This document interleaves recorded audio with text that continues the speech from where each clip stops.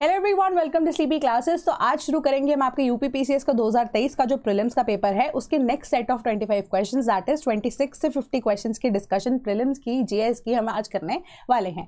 तो यहाँ पर आपको मेजरली मैं बता दूं, आज जो कवर होने वाला है टॉपिक वो होगा हिस्ट्री का, ठीक है। एंड हिस्ट्री में भी जो क्वेश्चंस अगर आप देखेंगे 2023 के पेपर में आए हैं वो काफ़ी ज़्यादा डायरेक्ट हैं एंड ऐसा नहीं है कि कुछ भी बहुत अलग से उठा के डाल दिया। यानी कि मेरा कहने का मतलब यही है कि अगर पढ़ा होगा आप इजीली आंसर कर पाएंगे, अगर नहीं पढ़ा होगा तो या तो आप आंसर गलत मार्क करके आएंगे जिससे नेगेटिव मार्किंग होगी, या आप उसको छोड़ के आएंगे जिससे नाइदर केस आपका प्रीलिम्स क्लियर नहीं होने वाला है।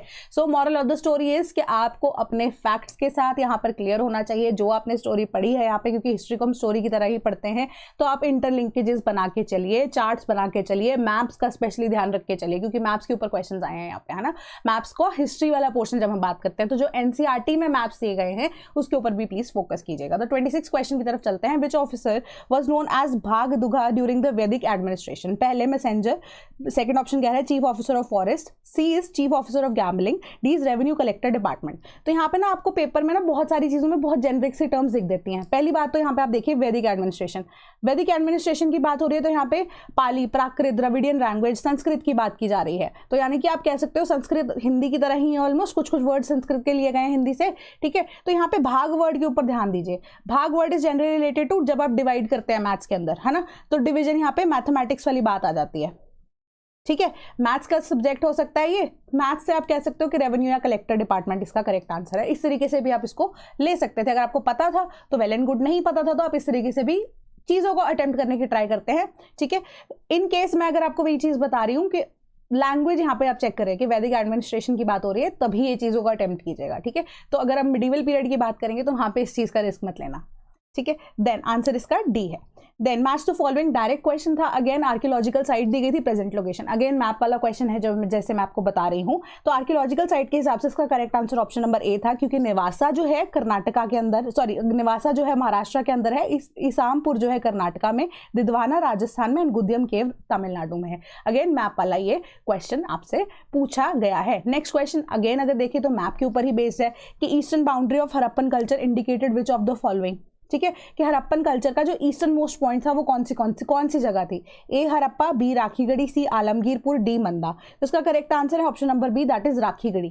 तो यहाँ पे आप मैप में ध्यान से देखिए कि राखीगढ़ी जो है, अगर मैच्योर फेज की ही ये मैं आपको बता रही हूँ, राखीगढ़ी जो है इसका आप कह सकते हो ईस्टर्न मोस्ट पॉइंट है, ठीक है। तो ये करेक्ट आंसर आपका अगेन मैप से आ सकता था। तो मैप्स को प्लीज ध्यान से देखिए। एनसीईआरटी के जितने भी पॉइंटर्स आते हैं, वो ब्लॉक्स आते हैं छोटे छोटे, डू यू नो वाले या एक्स्ट्रा कुछ एडिशनल इन्फॉर्मेशन वाले होते हैं, इनकेस मैप्स होते हैं उनको एक बार रिवाइज कर लीजिए अगर नहीं किया है। अगर कर लिया है तो दोबारा एक बार नजर जरूर मार लेना, ऐसे सवाल आ जाते हैं। Then with reference to Purana, which one of the following statements is correct? First information about Mauryan dynasty is found in Vishnu Purana. Second statement कह रही है Vayu Purana throws light on the Gupta governance system.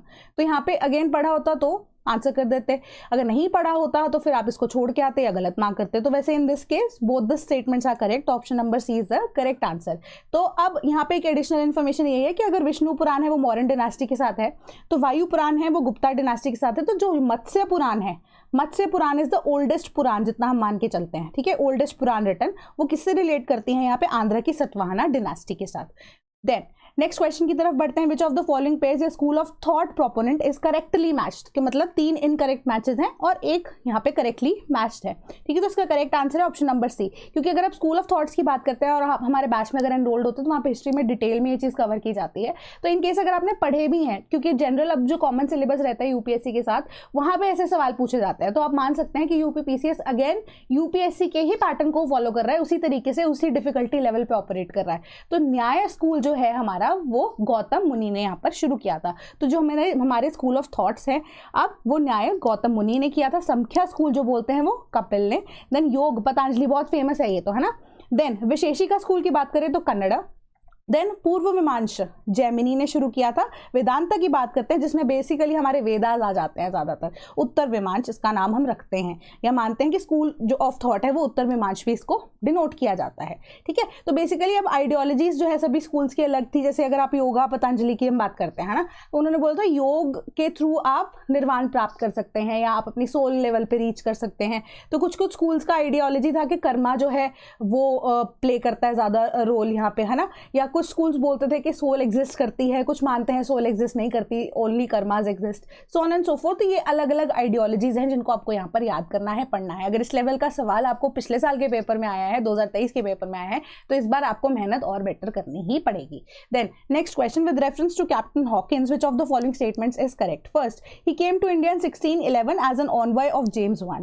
Second, he was very well versed in Turkish language. तो basically यहाँ पे जो statement है ना, दोनों की दोनों स्टेटमेंट्स करेक्ट हैं। करेक्ट तभी तक है जहां तक इस साल को आप कंसिडर नहीं करोगे, ठीक है।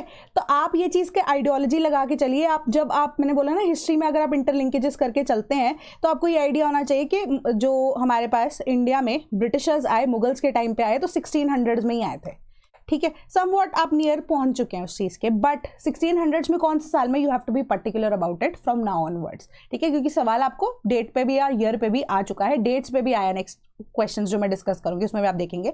तो 1608 1609 के आसपास आप देखेंगे कि ब्रिटिशर्स जो है वो जहांगीर के कोर्ट में आते हैं, ठीक है। तो ये ईयर की वजह से ये स्टेटमेंट गलत हो जाती है, ठीक है। तो इस वजह से आंसर इसका है ऑप्शन नंबर बी, 2 ओनली, ठीक है। तो सर विलियम हॉपकिंस रिप्रेजेंटेटिव थे ईस्ट इंडिया कंपनी के, ठीक है। एंड अब वो कमांडर थे हेक्टर के। हेक्टर के बारे में भी हम जनरली पढ़ते हैं। एंड अब उन्होंने एंकर की थी शिप अपनी सूरत में अगस्त 24 1608 को। पहली स्टेटमेंट आपकी यहाँ पर इनकरेक्ट क्यों होती है, साल की वजह से, वो आपको पता लग गया। Then second statement, Hawkins was well versed in Turkish language and received a mansab of 400 rupees, ठीक है। उस टाइम पे मनसब्स बोलते थे, मनसबदारी सिस्टम के अकॉर्डिंग लैंड एलोकेट होती थी। एंड टाइटल इनको इंग्लिश खान या फिरंगी खान का भी दिया गया था। तो इस वजह से अब आपको भूलना नहीं है कि अगर हम हेक्टर, विलियम हेक्टर की बात कर रहे हैं यहाँ पे, तो हम यहाँ पर फिरंगी खान की बात कर रहे हैं। तो इस तरीके से आप रिलेट कर सकते हैं। Then who is kharidadar? खरीदादार कौन है? A dispatcher of royal decrees, main custodian of royal palace, then chief officer of pargana and officer who was trained in keeping accounts. खरीदादार, खरीदादार वर्ड कहीं पे भी यहाँ पर नजर नहीं आ रहा। तभी मैंने आपको कहा था मिडीवल पीरियड में वो चीजें मत लेकर चलना। तो पढ़ा था, तो अगेन आंसर करेक्ट होता, ऑप्शन नंबर ए इसका करेक्ट आंसर है, जो कि डिस्पैचर ऑफ रॉयल डिक्रीज है, ठीक है। तो यहाँ पे शिकदर हमारे पास ऑफिसर होते थे, दीवान समान, एंड देन मुशरीफल मामलिक, ठीक है, जिसको हम अकाउंटेंट्स या अकाउंट्स का भी बोल सकते हैं। Then match list, correct answer यहाँ पे आपको बुक और उसका कॉन्टेक्स्ट जो है वो बताना था।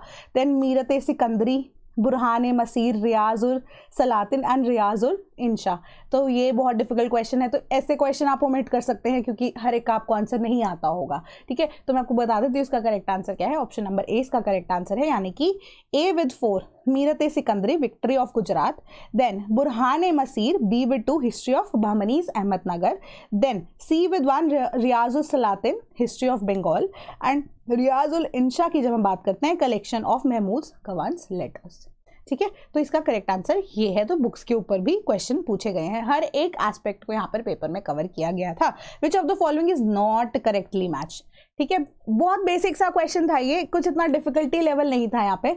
इल्तुतमिश फादर ऑफ रजिया, ये हमें पता होता है, ठीक है, क्योंकि हम रजिया सुल्तान की बात करते हैं तो बहुत ज़्यादा यहाँ पे जब स्लेव डिनास्टी को कंसिडर करते हैं तो रजिया सुल्तान का नाम आता है। इल्तुतमिश की वो बेटी थी, ठीक है। ये हमारा ऑप्शन यहाँ पर निकल जाता है, एलिमिनेट हम कर सकते हैं। देन शाह तुर्कान, नाम तो सुना नहीं है ना, ज़्यादा इतना ज़्यादा फेमस नहीं है। हामिदा बानो बेगम का नाम बहुत ज़्यादा फेमस है, क्यों? क्योंकि अकबर से रिलेटेड है वो। चलो इन एनी केस मान के चल लेते हैं कि ये भी आपने नाम नहीं सुना, तो इसको भी ओमिट नहीं करते हैं। गुलबदन बेगम की बात करते हैं। गुलबदन बेगम जो है वो डॉटर ऑफ बाबर हैं। ये नाम फेमस है क्यों? क्योंकि जब हम बात करते हैं डॉटर ऑफ बाबर, बाबर के बेटे कौन थे? हुमायूं, ठीक है।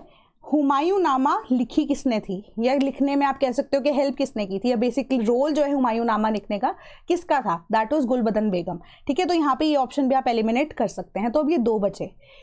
इन केस आपको पता होगा कि हम जब हिस्ट्री पढ़ते हैं या पियर्स की भी ऐड देखी होगी, बाबर का बेटा हुमायूं, हुमायूं का अकबर।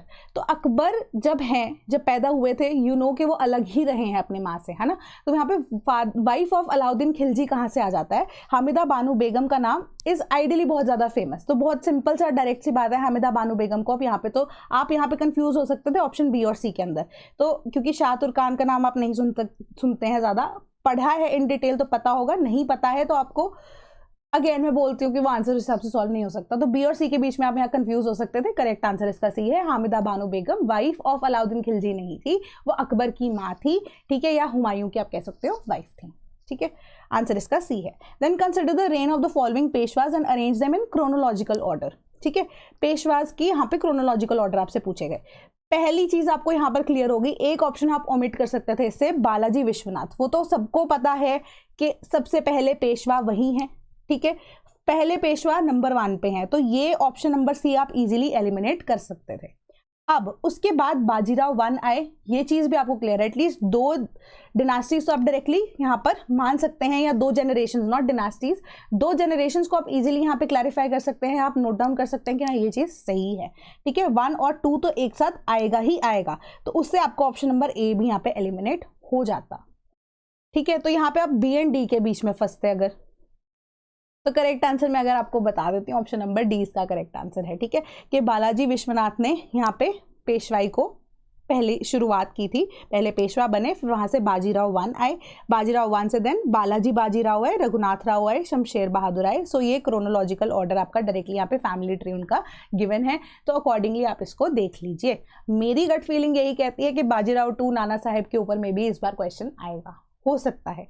ठीक है, आई एम नॉट सेइंग कि पक्का ही पक्का आएगा, but most probably I consider it कि हो सकता है आपसे पूछा जाए। ठीक है, तो बीच में क्योंकि ये थोड़ा सा ईयर का, या आप कह सकते हो कि अगर आपने मराठास की हिस्ट्री पढ़ी है तो अकॉर्डिंगली यहाँ पर फेरबदल होता रहा है, तो हो सकता है उस पर क्वेश्चन आए।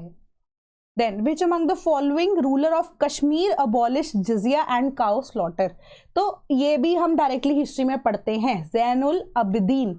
ठीक है, इसका करेक्ट आंसर था ऑप्शन नंबर सी। ठीक है, जिजिया उन्होंने जो है वो ख़त्म किया था, काउ स्लॉटर बंद किया था। अब आर्ट्स लिटरेचर एंड म्यूज़िक जो है उनका इंटरेस्ट इसके अंदर था। ठीक है, कमीशन किया Jangir canal for irrigation and transportation, and उनको बुढ़ शाह के नाम से भी जाना जाता था। ही वॉज नोन एज बुढ़ शाह बाय हिज सब्जेक्ट्स, यानी कि उनके जितने भी आसपास वाले लोग थे या उनकी प्रजा थी वो उनको बुढ़ शाह भी बोलती थी। And he was born on November 25, 1395 and died in Srinagar on April 5th 1470। ठीक है, तो ये बहुत कॉमन सा नाम है। जब हम अबदीन का नाम पढ़ते हैं उनको अबदीन द ग्रेट बोला जाता है, क्योंकि 9th सुल्तान थे वो कश्मीर सल्तनत के, जिन्होंने 1418 से 1419 एंड 1420 से 1470 तक यहाँ पर रूल किया था।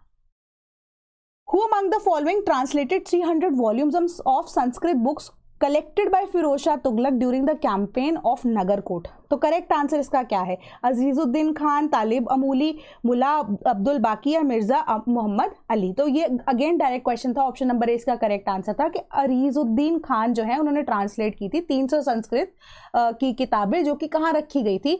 ज्वालामुखी टेम्पल, जो कि करंटली अभी हिमाचल में स्थित है, वहाँ पे जो लाइब्रेरी है उसको इस्टेब्लिश किया गया था।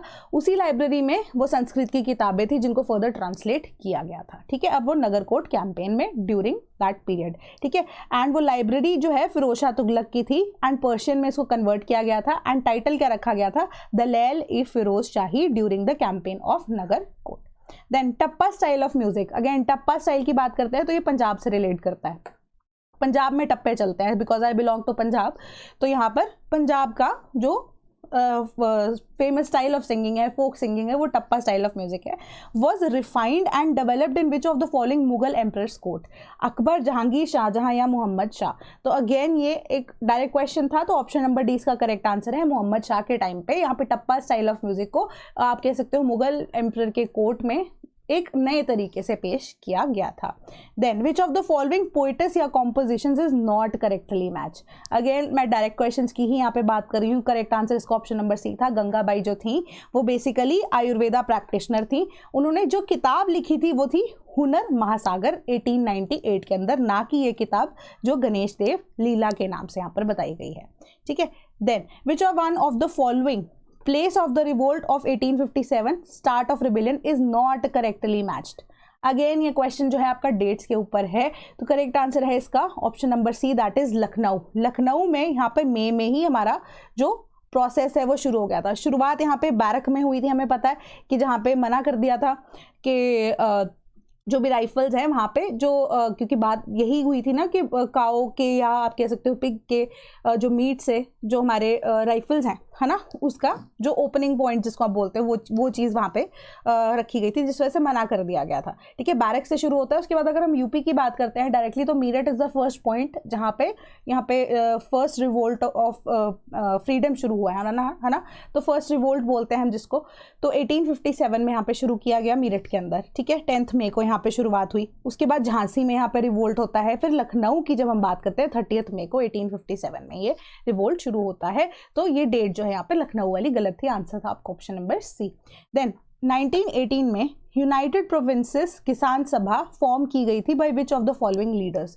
तो बेसिकली किसान सभा पेजेंट मूवमेंट के साथ रिलेट करती है यहाँ पे। तो उत्तर प्रदेश वाला जो फैक्टर था, या उत्तर प्रदेश के अंदर अगर हम स्पेसिफिकली देखें तो 3 नाम आते हैं हमारे पास। ठीक है, तो मदन मोहन मालवीय जी का नाम आता है। ठीक है, देन हमारे पास नाम आता है यहाँ पर ऑप्शन नंबर बी जो हमारे करेक्ट आंसर है, नारायण द्विवेदी, मदन मोहन मालवीय, गौरी शंकर मिश्रा, इनका तीनों का नाम आता है जिन्होंने किसान सभा को यहाँ पर उत्तर प्रदेश के अंदर स्पेसिफिकली शुरू किया था। That took place between 1919 and 1922। ठीक है, इन्वॉल्व किया था न्यूमरस एग्रीकल्चरल कास्ट ग्रुप्स को एक साथ मिलकर।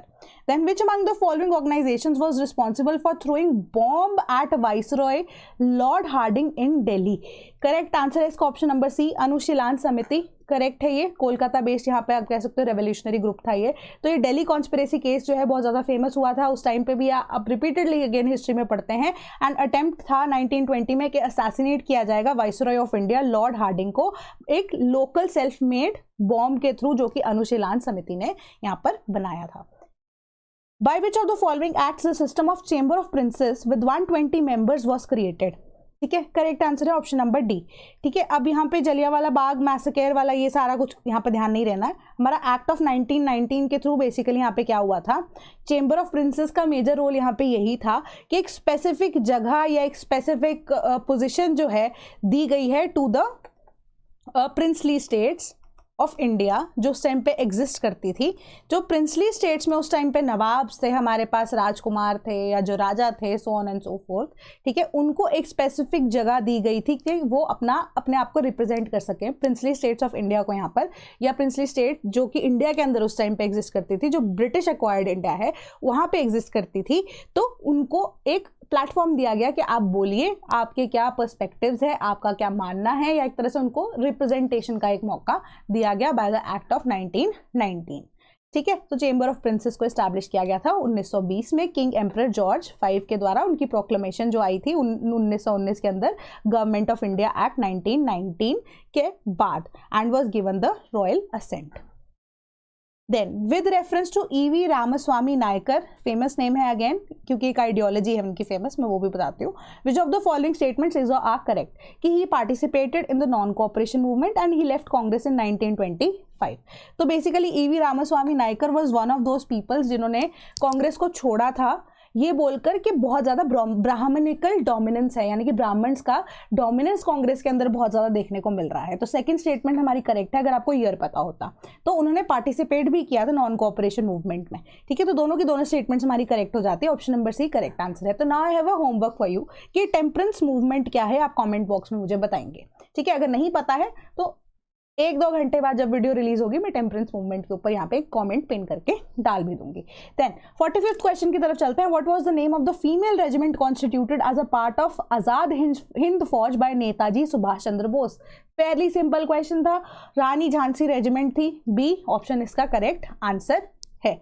Then who was the leader of rebellion in Bareilly Uttar Pradesh during 1857। Bareilly में किसने किया था यहाँ पर आप कह सकते हो रिबेलियन। ठीक है, अब यहाँ पे बरेली वाला एरिया अब बेसिकली अगर हम कंसिडर करते हैं तो वो रोहिलखंड के अंदर आता है। तो उसका रोहिलखंड का डायरेक्ट कनेक्शन यहाँ पे खान बहादुर खान के साथ है, क्योंकि उनके दादाजी जो है वो नवाब ऑफ रोहिलखंड रह चुके थे and he wanted to take back that place, है ना। तो इस वजह से खान बहादुर खान, रोहिला इनका पूरा नाम था, was the grand son of Hafeez रहमत खान जो कि नवाब थे रोहिलखंड के, उत्तर प्रदेश के। एंड इस वजह से वो अब उन्होंने क्या किया, उन्होंने फॉर्म की थी अपनी खुद की गवर्नमेंट बरेली के अंदर in 1857, Indian revolt against the company rule. And he was in order to do that he was successful also for some point of time, या आप कह सकते हो थोड़े टाइम के लिए ही। Which of the following events was the last in the chronological order. Home rule movement, Khilafat movement, Jallianwala Bagh massacre and Moplah revolt. तो मोपला रिवोल्ट अभी बहुत ज़्यादा कम सुनी हुई चीज़ यहाँ पर नज़र आती है, बट जब बात आती है यहाँ पे डेट्स की, ईयर्स की, आपको अगेन थोड़ा होना पड़ेगा यहाँ पर। होम रूल मूवमेंट 1916 से लेकर 1918 तक हुआ, आप इजीली लिख सकते हो, बट यहाँ पे खिलाफत मूवमेंट या जलियांवाला बाग की जब बात करते हैं आपको मंथ का भी पता होना चाहिए, ठीक है। Jallianwala Bagh massacre generally people know कि यहाँ पे बैसाखी वाले दिन 13 अप्रैल के आसपास हुआ था, तो यहाँ पे आप उस चीज़ को भी रोल आउट कर सकते थे। खिलाफत मूवमेंट जून 19 से लेकर 2022 तक चला। देन मोपला रिवोल्ट की जब बात करते हैं वो 1921 में हुआ था, तो आंसर करेक्ट हमारा डी हो जाता है। Then who among the following women freedom fighter was not associated with quit India movement. तो यहाँ पे नाम भी आपसे पूछे जा रहे हैं, तो अगेन इसका करेक्ट आंसर है option number D, that is Shanti Ghosh. तो शांति घोष बेसिकली इन्वॉल्व किसके लिए थी, यहाँ पे इंग्लिश ब्यूरोक्रेट के मर्डर के लिए उनको जेल भेजा गया था, उनको बैनिशमेंट दी गई थी, लाइफ लॉन्ग बैनिशमेंट दी गई थी, and she was not a part of Quit India movement. Then 49 question देखते हैं, which of the following tributary और river is not correctly matched. Tributary के साथ आप बताएंगे कि अब रिवर कौन सी करेक्टली मैच नहीं है, तो इसका करेक्ट आंसर है option number D, that is Pranhita Mahanadi. Mahanadi की नहीं, ये गोदावरी की ट्रिब्यूटरी है। यहाँ पे आपको प्रणहिता भी दिख जाएगी, main tributary, major tributary of Godavari, तो अब वो प्रणहिता ही मानी जाती है। तो मैप में भी आपको डायरेक्टली ये चीज दिख गई है। Pranhita river is the largest tributary of Godavari river, covering about 34% of its drainage basin, conveying combined waters of the Pengana river, Vardha river and Venganga river.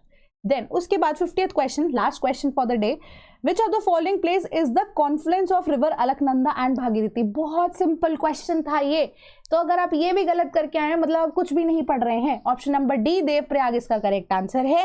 Then Devprayag हमारा है कहाँ पे, यहाँ पे भागीरथी एंड यहाँ पे देवप्रयाग। तो बेसिकली हमारी जब हम प्रायवाची पढ़ते थे ना, गंगा के अलकनंदा, भागीरथी, मंदाकिनी, ये सारी की सारी रिवर्स ही हैं। ओरिजिनल नाम अलकनंदा, ठीक है, आती है, अलकनंदा बन जाती है, मंदाकिनी बन जाती है, मिल जाती हैं आपस में, फाइनली जाके गंगा बनती है, ठीक है। देन अगेन आप कह सकते हो अलकनंदा आ रही है, अलकनंदा मिल रही है नंदाकिनी के साथ, देन मंदाकिनी के साथ, देन पिंदर गंगा के साथ, देन आप कह सकते हो भागीरथी के साथ, फिर फाइनली जाके वो गंगा बनती है। गंगा के बाद यमुनोत्री से यमुना आती हुई जब मिल जाती है तो वो मेजर ट्रिब्यूटरी बन जाती है गंगा की।